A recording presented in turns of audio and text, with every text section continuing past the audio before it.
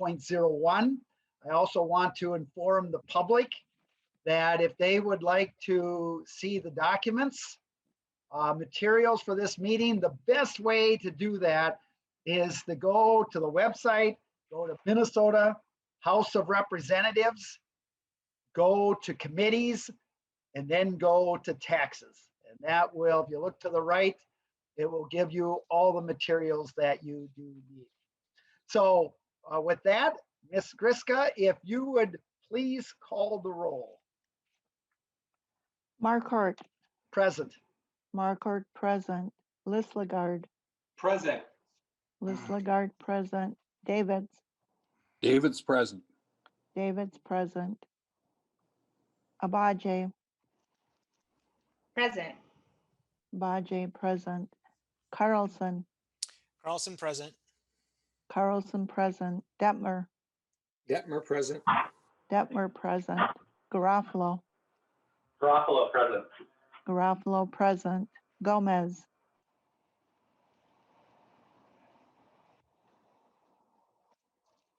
Gomez. Her. Her present. Her present. Hertas. Hertas present. Hertas present. Howard. Howard present. Howard present. McDonald. More about that, okay? McDonald here. McDonald present. Miller.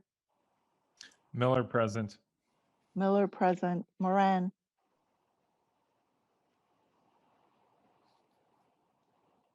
Moran. Mortensen. Present.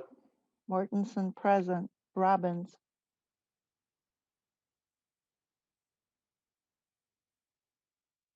Robbins.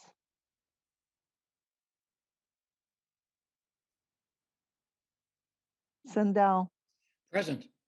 Sindel present. Schultz. Schultz present. Schultz present. Stevenson. Present. Stevenson present. Swedzinski. Present. Swedzinski present. Joachim. Joachim present. Joachim present. Gomez.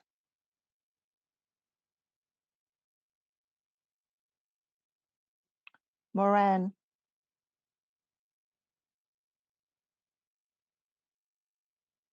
Robbins. We have a quorum. Thank you, Ms. Griska. And as those members, as they appear, I will make note of that as I'm informed that they've come on. So next thing on the agenda is approval of the January 27th, 2021 minutes. Representative Lislegard, would you care to move approval? So moved, Mr. Chair. Representative Lislegard moves approval of the January 27th, 2021 minutes. Is there a second? Oh, there's no second. Oh, any debate? Hearing none, I'm going to call for the vote. If you would temporarily unmute yourself. All those in favor of the January 27th, 2021 Tax Committee minutes, please say aye. Aye. Betcha. You betcha. Those opposed say nay. The motion does prevail. Seconded. Also, I want to make note that Representative Robbins is in attendance. Also, members, make note of the February 1st referral to the Property Tax Division. So today, members, we're going to do an overview of federal conformity provisions and how they impact our state income and corporate taxes. And before staff begins that presentation, just a little bit of a background, especially for new members, is that every year the federal government makes changes to their tax laws. And most states are tied to the federal government's tax code in one way or another, and that's to make it more administratively simple and more efficient for taxpayers. And so there's a couple different ways in which states do that. There's something called rolling conformity, where a state would just automatically. So if the federal government makes a change, it would automatically make that same change in their state tax policy unless they voted not to make the change. Otherwise, it automatically occurs. Minnesota, we are a static conformity state, which means we conform to a specific date. And our date right now that we conform to in the 2019 tax bill was December 31st of 2018, which means anything the state has done after, and we're going to find out it's been quite a bit, we have to then vote to conform. So unlike a rolling conformity that they would vote not to conform, on a static conformity state, we have to, anything past December 31st, 2018, we have to vote to conform to that. And then some states go with what's called a selective, where they don't have a specific date. It's not an automatic rolling. They just kind of pick and choose. So with that, we're going to be looking at 4 congressional acts and 2 other acts and provisions dealing with the Paycheck Protection Program that have occurred after December 31st of 2018. And so a lot of times what happens is the federal government will pass something temporarily, and it will, of course, expire at a certain date. And what they did in December, right at the very end, is they ended up extending over 30 different tax items that were going to expire. Hence, when you hear us talking about passing extenders or conforming to extenders, that's what that is. It's the federal government, when they've decided to extend a temporary tax, now the state has to decide whether or not to do that or not. So and Representative Davids will tell you this, that sometimes in the past, if there's only been a few extenders or a few conformity items we need to address, that we have done that at the beginning of the session. And of course, that would require everyone to be on board, the governor and 4 caucuses, and agreeing there's no amendments or whatever. So that has occurred. Now, of course, we know that this year it's a little more complicated than that. I have full intentions that the taxes committee is going to be conforming. It's just a matter of to what extent and to what degree. One thing you're going to see today is that the total cost, if we were to conform to everything you're going to see today, it'd be about $774 million.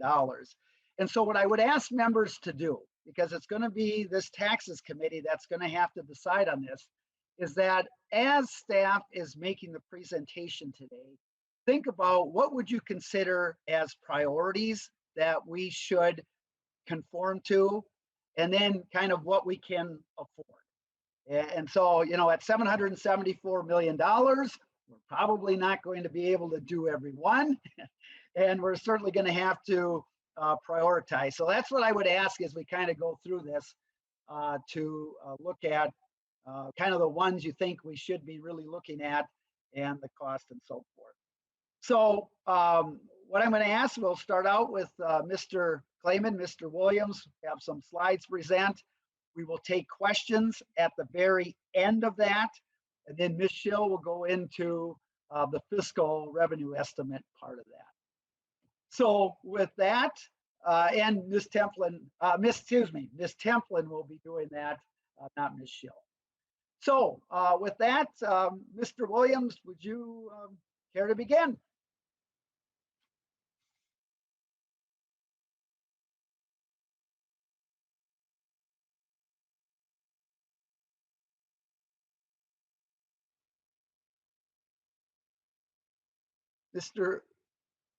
Okay.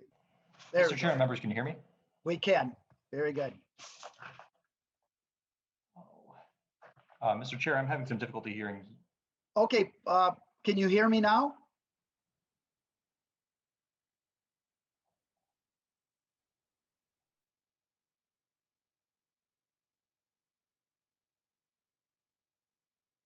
Mr. Williams, can you hear yet?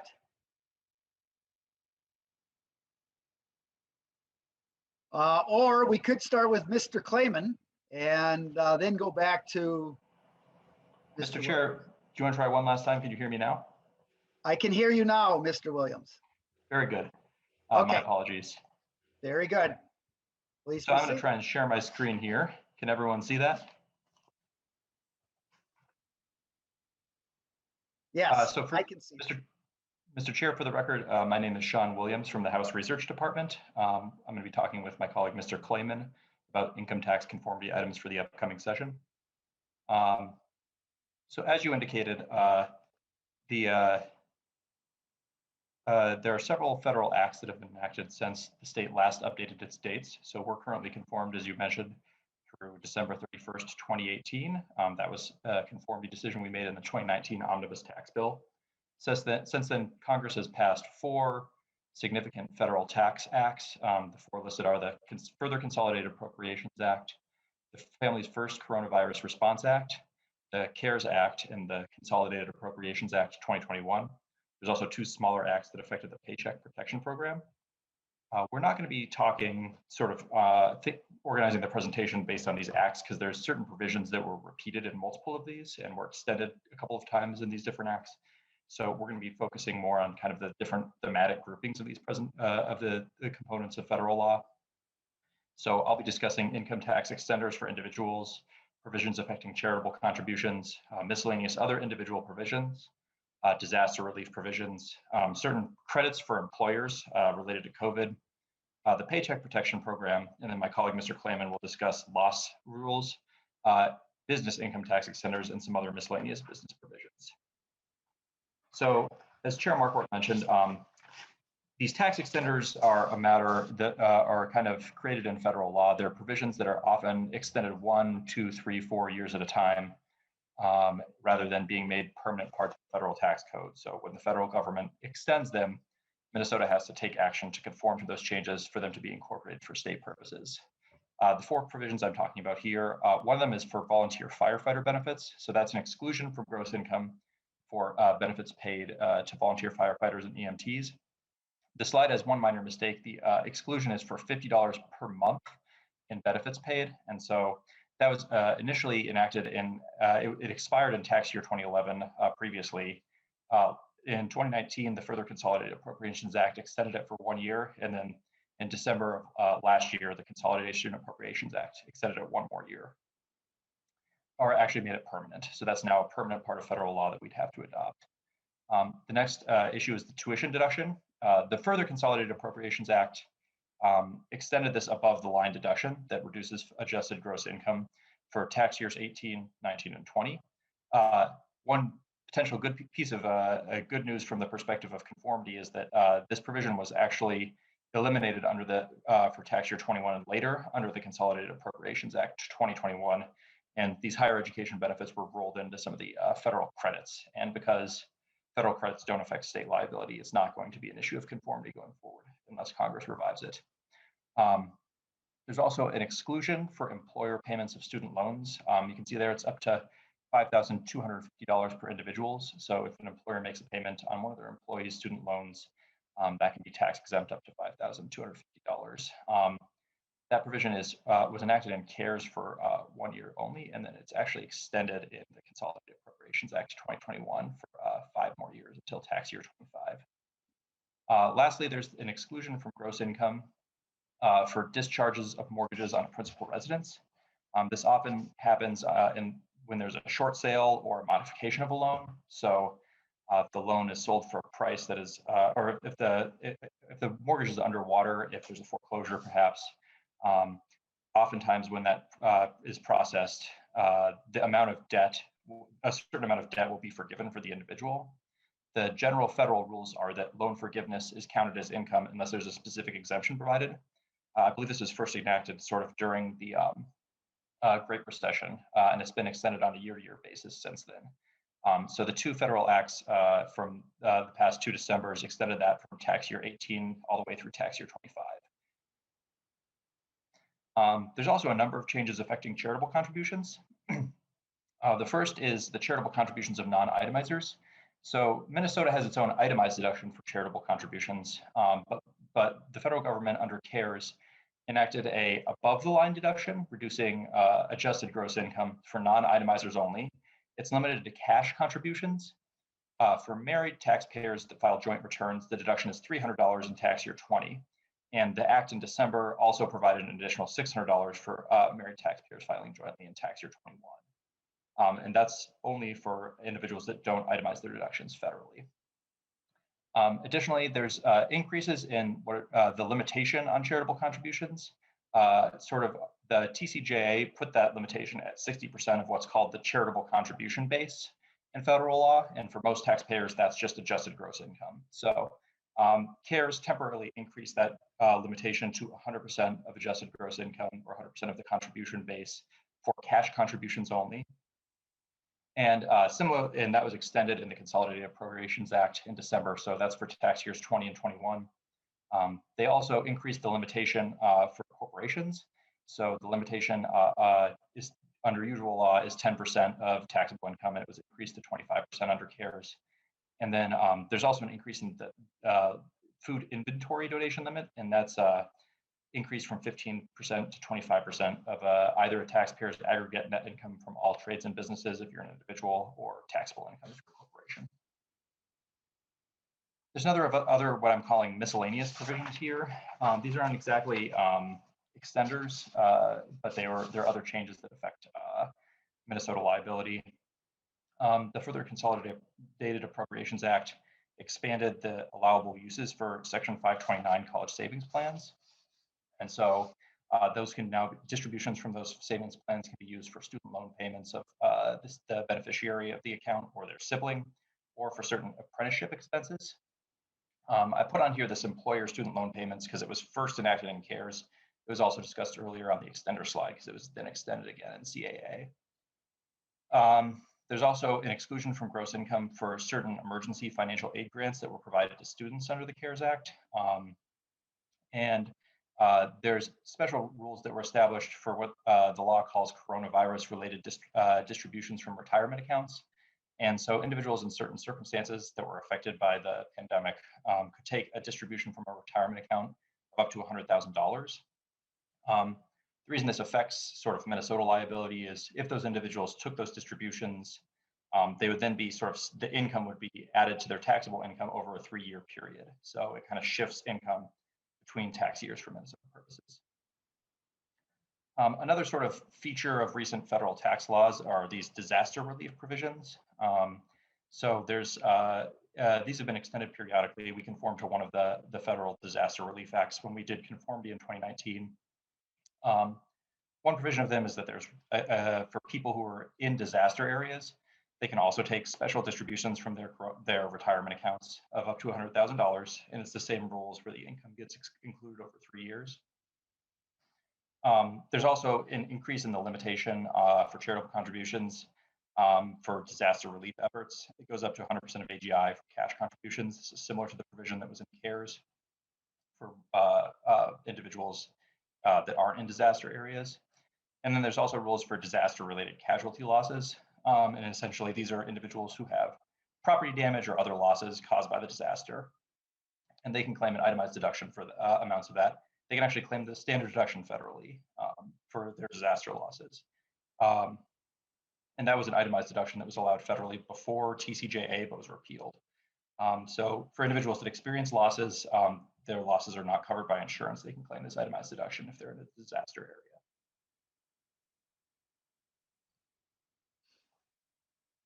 There's also 3 business credits for employers that were included in first the Families First Coronavirus Response Act, then one in CARES, and they were extended in the December Act, the Consolidated Appropriations Act.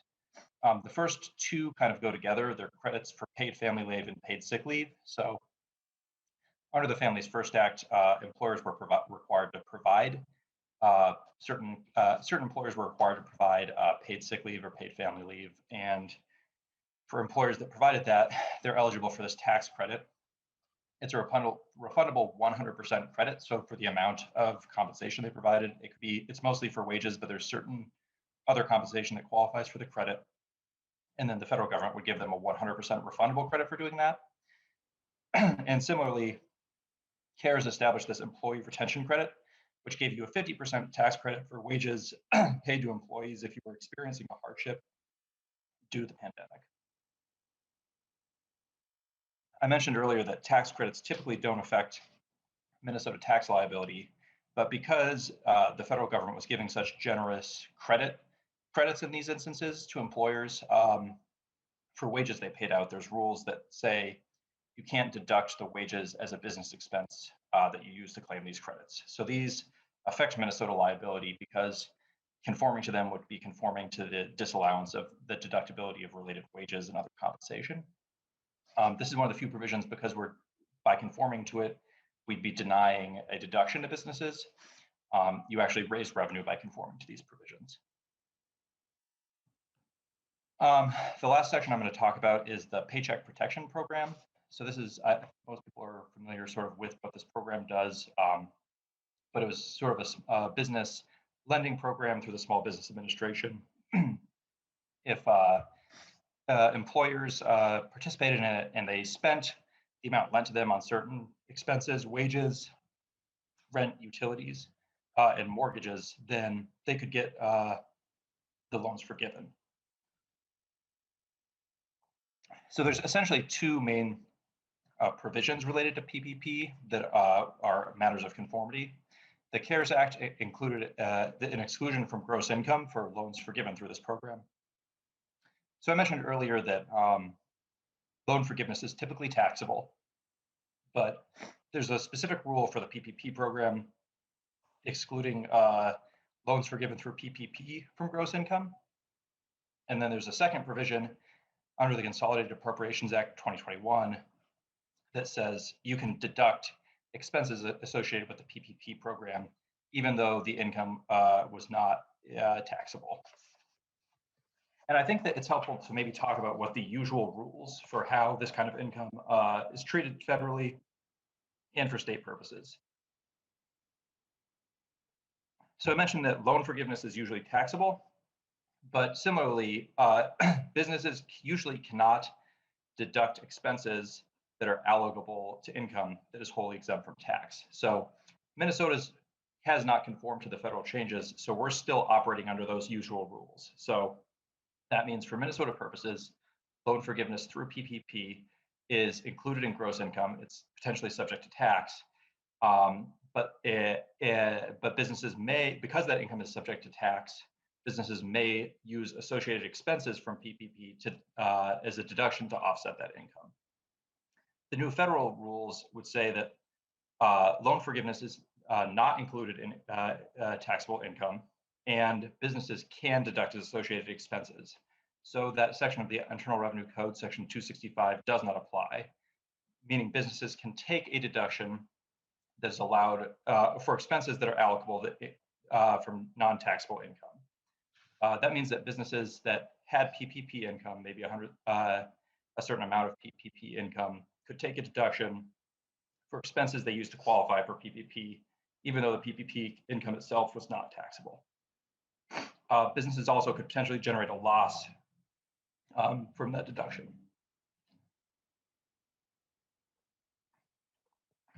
And I think that it might be helpful to look at this sort of example business here. So for Minnesota purposes under nonconformity, if a business had $500,000 in ordinary business income and then had $100,000 in forgiven PPP loans, their total business income would be $600,000. Likewise, if they had $400,000 of ordinary expenses and $100,000 of expenses associated with PPP, they would have $500,000 of total expenses. So their net income in that case would be $100,000. If we conformed to the federal treatment, those PPP forgiven loans would not be counted as income, but then because of the provision in the Consolidated Appropriation Acts allowing those expenses to be deductible, they could continue to deduct those expenses. Mr. Chair, I'm going to hand it over to my colleague, Mr. Clayman. Mr. Clayman.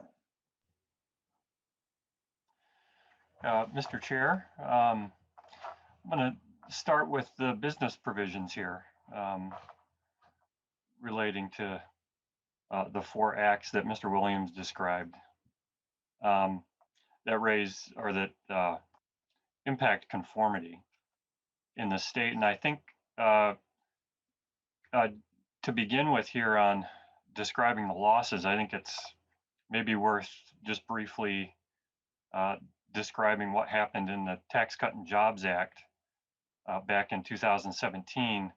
In 2017, Congress in the Tax Cut and Jobs Act restricted the use of carrybacks except for certain businesses like farming businesses, and allowed those losses then to be generated, or allowed the losses generated to be carried forward indefinitely. In addition, the TCJA also limited the amount of losses that could be taken in a year to 80% of taxable income.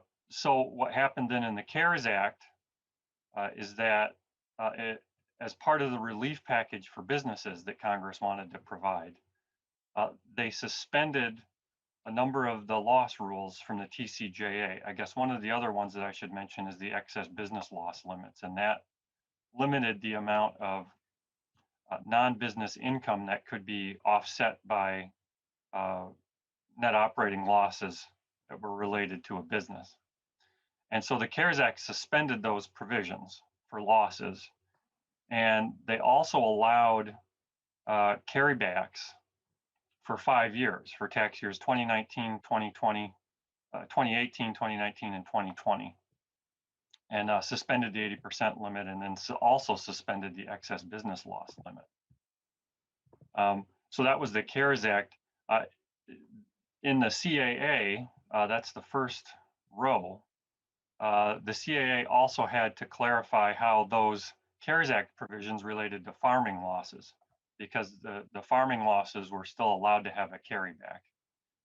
And so the farming loss provisions are mostly just clarifying.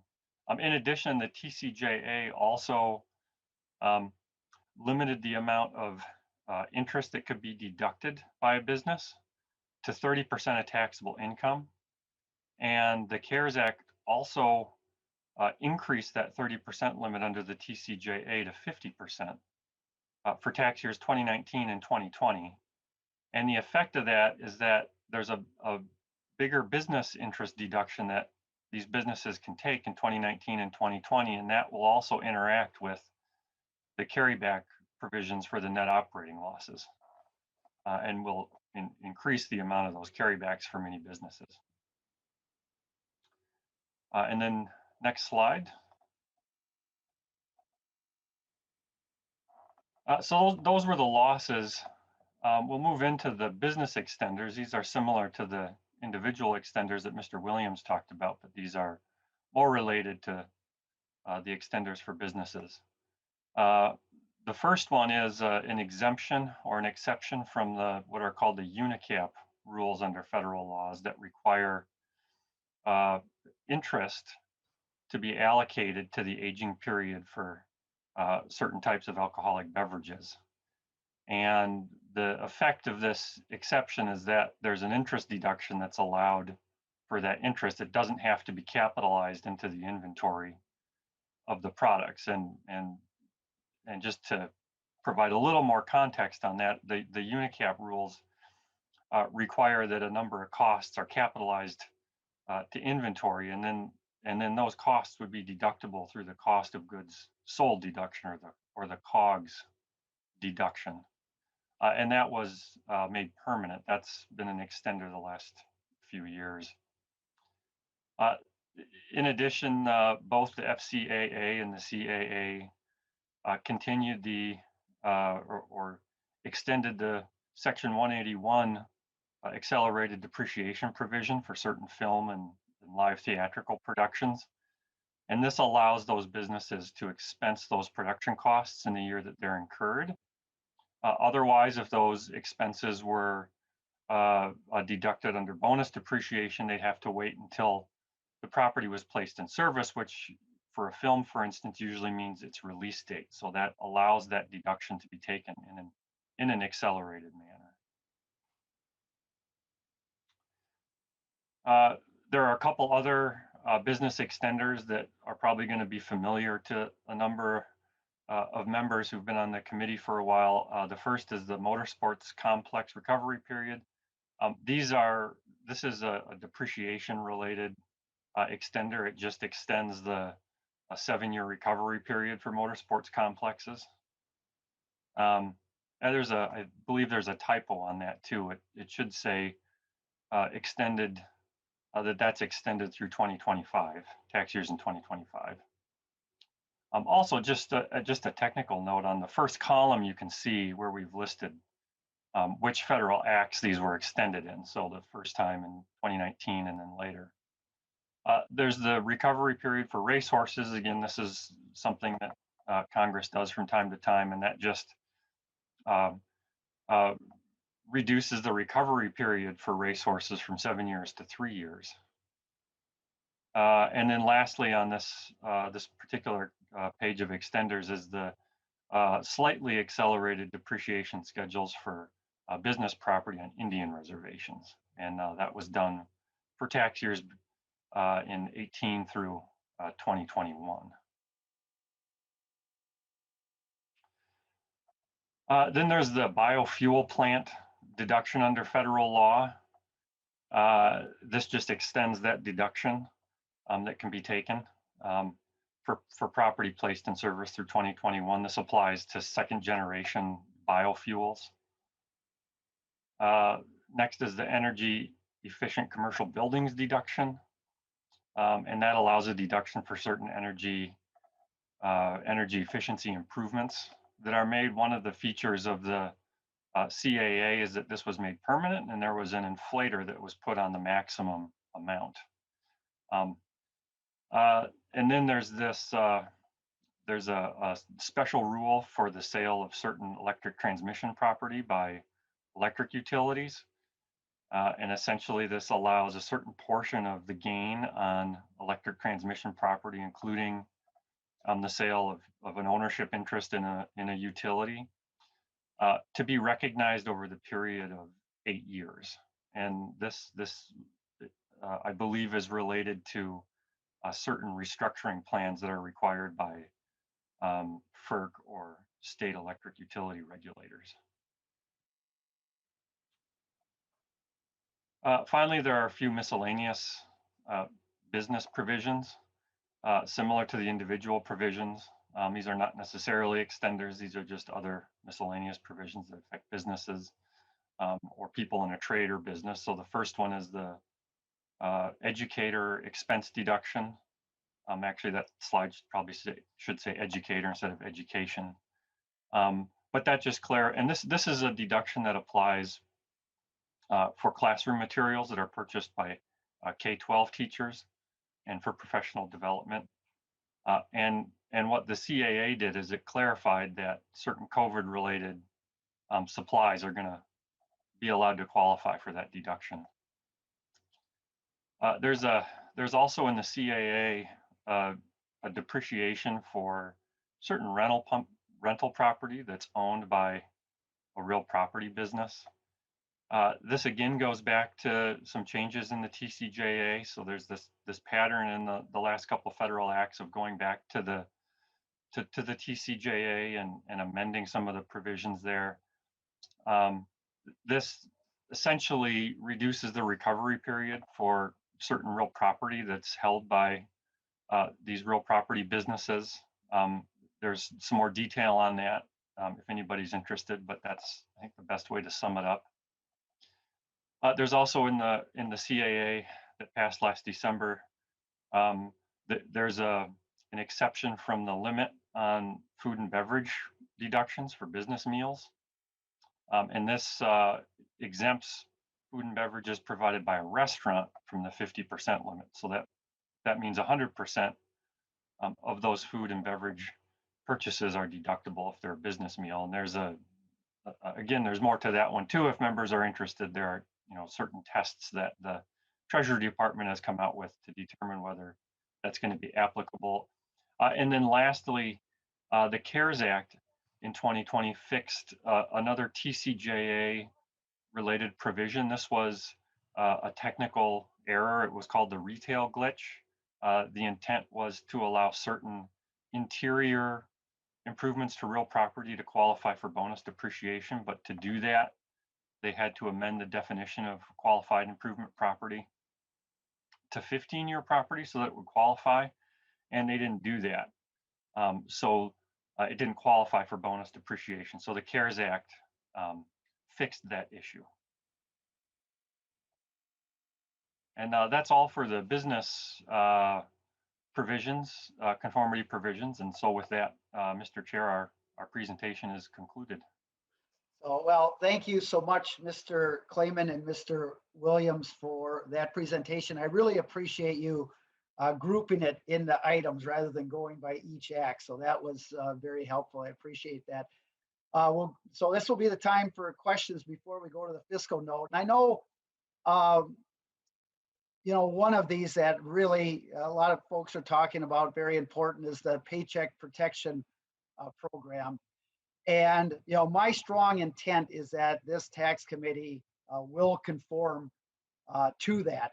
It's to what extent is going to have to be the big debate. And my intent would be for the state to conform to the exclusion of the loan as counting as income. So basically, the loan would be tax-free. But as Mr. Williams has said, we have in state law that if there is income that is not taxed, then expenses that are allocated to that non-tax income is not deductible. So the second question then, what the second part of the conformity would be, then would we allow expenses to be deducted to offset other income? And so that's going to be kind of the question. We're going to see that's going to cost, full conformity is about $438 million over the biennium. So unlike the federal government, we actually have to balance the budget. And so we do have limited resources. And so that is going to be something we're going to have to decide as we look at that. Is it to be targeted to those businesses, especially the leisure and hospitality industry that is hit the hardest? So it's going to be a lot of thought process for our committee in regards to the Paycheck Protection Program, besides others. But the intent certainly is to conform. It's just a matter of how much conformity there will be. So with that, I'm going to just look at Representative Herr. Thank you, Chair. I guess I have two questions. The first one is on page 11, the example that was provided. It showed a business that was profitable during the pandemic, but I guess, does this mean that like for a business that did not turn a profit, that they would receive no tax benefit? Is that correct? Mr. Williams. So probably that chart, I think that might have been 11 where you had the example there. So if you've got like a restaurant or a bar that might not have had income certainly this year, what happens there? Chair Markwart and Representative Herr, in that case, the business would still benefit, but not immediately. So they would have no taxable income in their current year. If they were allowed to, if we fully conformed to the exclusion from gross income and then the allowance of the deduction for associated expenses, that business would essentially have less net income. They would have a larger net operating loss if we gave them the tax treatment that's allowed federally. And so they could then, under federal law, they could carry those losses back up to 5 years if it was in tax year 2020. And even if we didn't conform to those federal loss rules, they could still, for Minnesota purposes, carry forward that loss. So if a business was in a loss position, they would still benefit from the state conforming on that, in that they would get this kind of net operating loss carry forward. Representative Herr. Yeah, so I guess that, thank you, Chair. So I guess that would lead me to just wondering then what would be the difference in taxes paid for businesses that turned a profit versus those that didn't. And I don't know if I need an answer. I guess it's just making me think about what that looks like. The other, I did just have one other question on page 6 and 7, talking where it talked about the distribution of retirement funds. So I know that what this is addressing is how the income is addressed, right? And that they have 3 years to But I guess what I'm wondering is, does that mean that there's no relief on the penalty side for taking out the funds from retirement accounts? Because I know that if somebody is qualified to do so or not, there are different tax implications for them. And so I guess I'm just curious if this is just for people who are qualified to withdraw funds out of their accounts, or is this anybody who needed to at some point take out funds from those accounts, whether it was for hardship reasons or different reasons? There's no relief on the penalty piece of it if you're an unqualified individual. Is that correct? Mr. Williams. Chair Markwart and Representative Hurd, the penalties are all are imposed federally, and so the federal legislation actually did give penalty forgiveness for early withdrawals, and that was kind of part of the idea behind this. Is if you had financial hardship, then potentially you could use retirement funds to sort of get you through this period. There's also additional rules sort of allowing catch-up contributions, so you could potentially in the next kind of 3 years do catch-ups to pay this back to your retirement accounts, but we focus on sort of the spreading the income over 3 years because that's the only piece that sort of has an effect on Minnesota liability. But the federal law does allow that. Perfect. Thank you. Appreciate that. Thank you. Representative Garofalo. Thank you, Mr. Chairman. Can you hear me okay? We can. Good. And Mr. Chairman, I forgot to say this in a previous meeting. You know, it's good to be back on the tax committee where I belong, rightfully torturing you on a daily basis. So I just wanted to say thank you. It's just good to see you again. So that's very good. Wouldn't want it any other way, Representative. A question for Mr. Clayman or Mr. Williams on page 11 on that Paycheck Protection Program that Representative Hurd mentioned. There's a tax rate. It says a tax assuming 7.5% rate. Where does that 7.5 rate come from? Mr. Williams. Chair Markwart and Representative Garofalo, we often, when we're doing sort of example calculations, assume a 7 or a 7.5% rate. That it was invented in this case by me. I think you could, a taxpayer that was in a higher tax bracket in Minnesota could have a higher rate, and a taxpayer that was in a lower tax bracket in terms of taxable income might have a lower rate. And when we're coming up with examples, we often sort of use a middle rate that's in between the distribution of the brackets. Okay, all right, Mr. Chairman, thank you. Representative Garofalo. Thank you, Mr. Chairman, and thank you to nonpartisan staff. So that would mean that if it would be higher if the governor's job-killing tax increases were enacted, but I'll save that question for another time. So then, when it comes to the PPP loan forgiveness issue, Mr. Chairman, I assume this is for tax year 2020, correct? I believe yes, correct, okay. Representative Garofalo. And so, Mr. Chairman, as I've highlighted before, I have concerns about there being a large omnibus tax bill that usually waits until May or maybe even June. But this would be for tax bills that are due April 15th. Is there any plans or any negotiations to maybe move the PPP issue previous to April 15th so people don't have to pay that higher tax burden or businesses don't have to? Representative Garofalo, in the best of worlds, yes, it would be nice to move some of these forward. But I mean, just the cost of it, we're first going to have to find out what the February forecast says. And then because this is significant, it's going to have to be part of our overall target and budget on the tax bill. So it's, it's always, more efficient for taxpayers if you can do it actually right away, probably in January. We're actually getting to the point now where filing starts in a week basically, and even things like software companies and so forth would even have problems. But yeah, it's just not going to be possible this year, Representative. Okay, so and Mr. Chairman, I do understand that there is some nuance in the Paycheck Protection Program that the full cost of it, and that there's different ways to address that, and I recognize that. And certainly there are other issues that can be involved. I don't want to speak for Representative Davids or my caucus, but it would just seem like we're going to have an already more angry and agitated public, even more angry and agitated at us if these business owners are going to be submitting their taxes and paying this, and then we're going to true up with them after the fact. It would seem that all of us would have a vested interest in not playing the standard amendment games and doing something on this separately and earlier, definitely before April 15th. And I just wanted to offer that suggestion. So thank you, Mr. Chairman. Thank you, Representative Garofalo. Representative Joachim.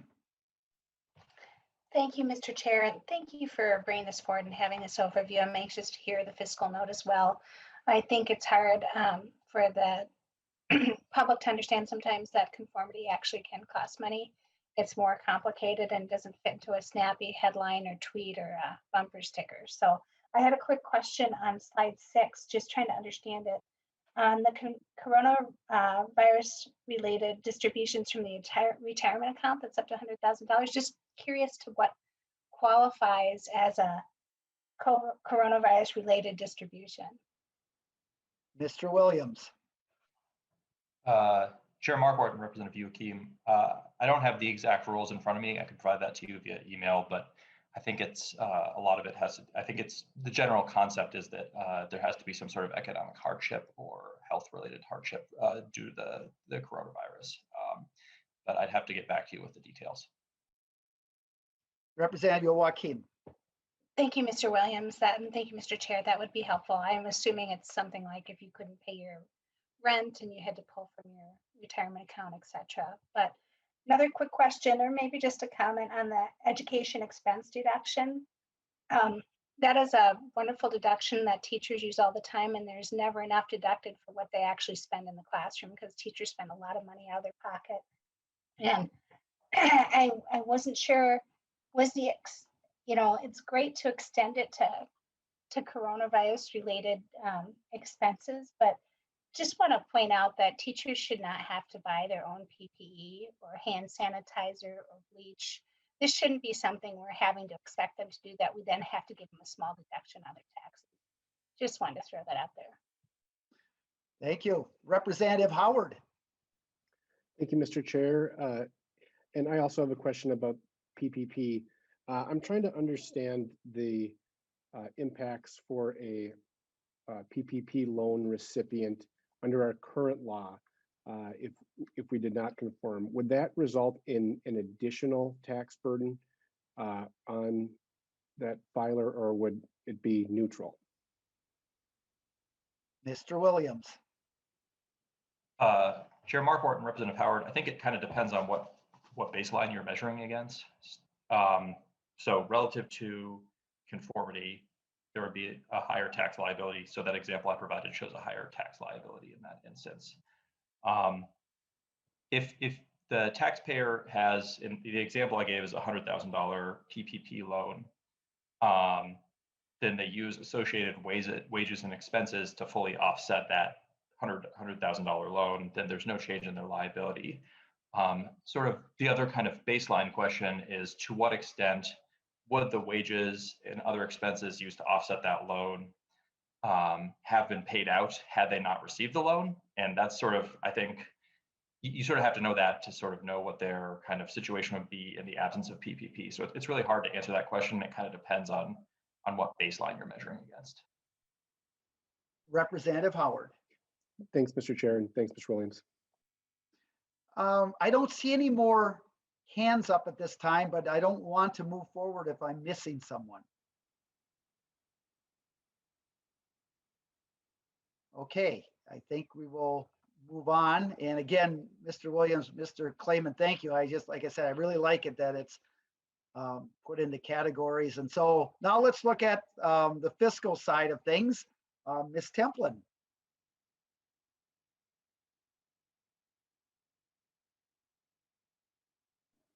Mr. Chair, this is Cynthia Templin, House Fiscal Staff. Are you able to see my screen? We are. Okay, excellent. And it sounds like you can hear me as well. All good signs. Okay, let me put this in full screen mode. Okay, very good. Again, my name is Cynthia Templin, and good afternoon. I am with the House Fiscal Staff. And today, the purpose of the presentation today is to provide an overview of the federal update tracking sheet, which shows the change in revenue with federal conformity to provisions enacted by Congress as of December 27th, 2020. This tracking sheet is a compilation of all the revenue estimates, which you should have received for the 5 federal acts. And if you have time, I would encourage you to review the estimates because they show the Department of Revenue's assumptions and data sources used to make the estimate. And in some cases, the estimate does provide detail about the number of returns affected. Since this is our first tax hearing using revenue estimates and a tracking sheet, I want to spend just a few minutes covering the basics. First of all, the tracking sheets show the estimated change in general fund dollars for each provision. The estimated change for a provision is either a revenue increase or a revenue decrease.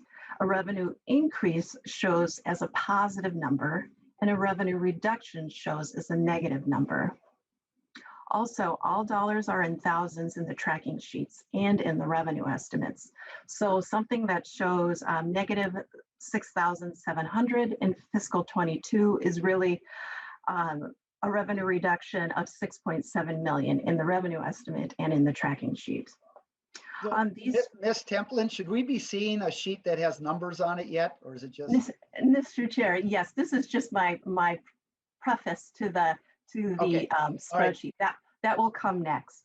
Okay, we're just seeing the overview of tracking. Yes. Okay, very good. Okay. I didn't. And on that note, it does make sense. Why don't we go to the first page? Okay, no, that's fine. I just didn't know if you had switched and it hadn't worked, or sorry, Ms. Templin. Mr. Chair, thank you. I was just creating suspense for the spreadsheet, if ever that's yes, possible. You got me. So this tracking sheet shows the revenue change for the budget window, and the budget window covers 2 biennia, as you can see, fiscal 22 and 23, and then the tails years or the planning years, fiscal 24 and 25. Finally, these estimates and the tracking sheet will change because sometimes they are corrected. So always check the dates of the revenue estimate and the spreadsheet. And the estimates also change because they are affected by the economic forecast by MMB. So we will see new estimates again, or revised estimates come February.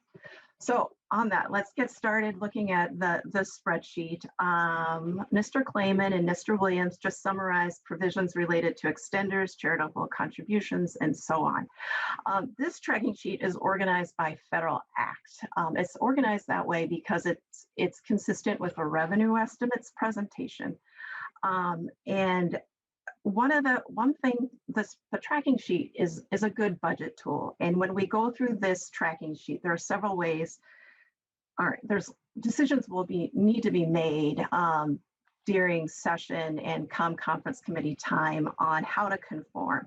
And there's several options to consider. For example, you could decide to conform to provisions for previous tax years that have already passed, and this would be retroactive conformity. You could conform to one tax year only. You could also conform prospectively for the current tax year or for future tax years, or you could conform to all tax years authorized by Congress. This has the biggest price tag, and at the end of this presentation, we will see the total revenue change with conformity to all provisions enacted by Congress. So starting now to focus on the tracking sheet, line 1 of the spreadsheet shows estimates for the Further Consolidated Appropriation Act. And as Mr. Williams said, this was enacted in December 2019 by Congress, and it was enacted before the pandemic. This act contains many extenders, such as exclusions or deductions on lines 3 through 7. And it also includes business extenders on lines 16 through 23. In addition, it also includes disaster relief provisions. Most of these provisions were enacted by Congress for tax years that have passed, for tax years 18, 19, and 20, and you can see that in the effective date column. The revenue estimate allocates the retroactive revenue change from previous years to fiscal 2022. In the spreadsheet, you will see most of the revenue change for this act, again, is focused on fiscal 22 with a trailing revenue changes for fiscal years for other fiscal years in the forecast window. So if I could bring your attention to line 35 of the spreadsheet, this shows the total estimated revenue reduction for this act. It is a revenue reduction of 25.12 million in fiscal 22 and a revenue gain of 1.210 million in fiscal 23. And you can see, again, most of the cost, the revenue reduction is in fiscal 22 for the provisions that are for tax years that have passed. I will go to the next act on page 2. On page 2, looking at line 37, this shows the estimates for the CARES Act. This is enacted in March 2020 by Congress, enacted at the start of the pandemic. So provisions enacted by Congress are reflective kind of at that, of what happened at that point in time. The Federal Act contains several provisions related to charitable contributions. For individuals, it's on lines 40 through 42, and for corporations, it's on lines 50 and 51. As you can see in the effective date for this act, a lot of the provisions were effective for one tax year only, and you can see the associated or the related revenue impact on those lines. The Federal Act also contains several provisions for businesses. There are employee retention credits for employers. On line 44, this was a revenue gain. You can see there of 12 million in fiscal 22. There are also provisions related to business losses, which were effective for 2 years. I also want to direct your attention to line 45 of the spreadsheet on this page. Mr. Clayman discussed the changes to net operating losses, and you can see the revenue reduction for that provision is estimated to be 244.4 million in fiscal 22. And again, most of the revenue impact is in fiscal 22 because it's including the revenue reduction from previous years for the tax year 18, 19, and 20. And then finally, for the CARES Act on line 60, this shows the general fund, the total estimated general fund revenue change. And I'm just going to jump to the biennial impact of 282.2 million for fiscal 22 and 23, and 1.1 million in fiscal 24 and 25. And then moving down the sheet on line 62, you see estimates for the Families First Act. And this estimate also includes the Consolidated Appropriation Act for the federal tax credits for paid sick leave and medical leave. This provision has a revenue gain. It's a revenue raiser. On line 74 of 56.6 million in fiscal 22, you can see the estimate shows that to be a one-time revenue gain in fiscal 22 only, for conformity to these provisions. Turning to page 3, line 76 shows the estimates for the Consolidated Appropriation Act, and this was enacted in just recently, just over a month ago in December 2020. In this act, we see the return of a few extenders authorized by Congress for 5 years. For example, on line 78 is the exclusion of discharge of indebtedness on qualified principal residents. This, as you can see, the cost of this provision, the spread of the revenue reduction is over kind of the span of the budget window, because it's in this act, it's effective for the current tax years and for 5 future tax years. Line 80 is another example of an extender. It's the exclusion of certain employer student loan payments. Lines 97 through 102 and 107 through 113 are extenders for business expensing provisions. And again, a lot of these were enacted for 5 tax years. In this act, in the Consolidated Appropriation Act, we do see some new provisions, such as the modification of the educator expense deduction, which includes PPE expenses, and that's on line 84. That is a permanent change, an ongoing change, and that has a revenue reduction of $40,000 in fiscal 22 and 23. In addition, in this act, another new kind of feature of this act is the exclusion of the economic impact disaster loan advances on line 106. It's the exclusion of income.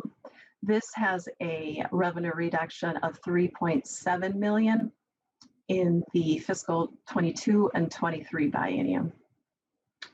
So turning to page 4, we see on line 114, the total estimated revenue reduction for the Consolidated Appropriation Act of $87.36 million and $22.62 million. Again, a revenue reduction in the out years. So moving on, the last federal conformity provision that I just want to bring your attention to are the estimates for the Payment Protection Loan Forgiveness Program. So there were 3 federal appropriations for these loans by Congress. The estimate assumes that Minnesota will receive $17.4 billion in loans in tax year 20 and tax year 21. So if there are more appropriations, this estimate will change. More appropriations by Congress, this estimate will change. But based on where we are today, the Department of Revenue has provided this estimate, and it is, I'll just move to line 134, a cost in the fiscal 22 and 23 biennium of $437.8 million and $39.3 million in the tails. The cost of this, of conformity to this provision is affected by whether or not conformity also includes the NOL modifications in the CARES Act. The cost is higher in the current biennium if there is conformity with the NOL provisions in the CARES Act. It's higher in the current biennium, but less in the tails. If there's not conformity, the cost in the tails is slightly higher for conformity to this loan or the exclusion from income. I will just move on from that provision to bring you to the grand total for conformity, the total estimated general fund revenue change for conformity to all federal provisions through December 27th, 2020 is on line 139. It shows a total revenue reduction, and the chair has already discussed this, of being $774.6 million, a revenue reduction in fiscal 22 and 23, and a revenue reduction in the tails of $61.330 million. And again, this is based on the current, these are estimates that are based on current law. Mr. Chair, that concludes my presentation. Thank you.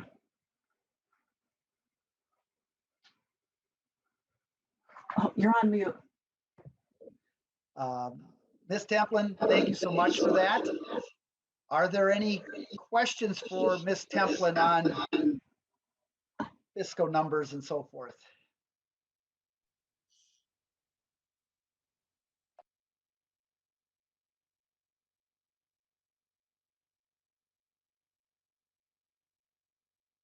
I don't see any questions. So again, there's going to be a lot of discussion. I really asked all members to kind of think about what items in there are priorities and what type of financial commitment would we want to make. And of course, that will depend on targets and so forth going down the road. But as we've discussed before, a universal goal of this committee is to help individuals and businesses hit and impacted by COVID-19. And so it doesn't all have to occur through the tax code. I mean, there can be, grants and other appropriations from other committees that can also help. But there certainly are things we can do in the tax code, but that certainly isn't going to be everything as you kind of think about the whole realm of how we can help individuals and businesses. So I don't see anything else. Because of such great behavior today, I'm going to give you tomorrow off. Members, we have tomorrow off. And Thursday, we'll come back to hear the tax provisions in Governor Walz's budget. And we'll go from there. So members, we'll see you back on Thursday. Thank you again to Mr. Williams, Mr. Clayman, Ms. Templin, and members' attention today. Members, we are adjourned.